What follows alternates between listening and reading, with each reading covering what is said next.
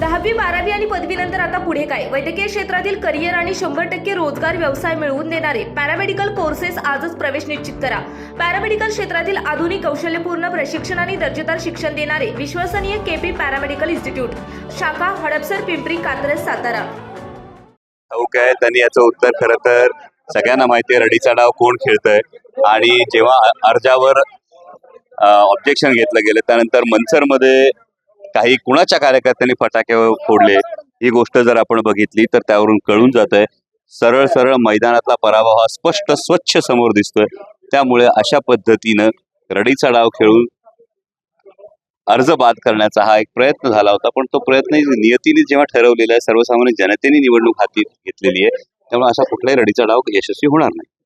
मला असं वाटतं की माझ्यासारख्या सर्वसामान्य कुटुंबातल्या एका मध्यमवर्गीय कुटुंबातल्या उमेदवाराला पाडण्यासाठी देशातल्या पंतप्रधानांना जर सभा घ्यावी लागत असेल तर मायबाप जनतेने कुठल्या बाजूने निकाल घेतलाय ही गोष्ट फार स्वच्छ स्पष्ट आहे.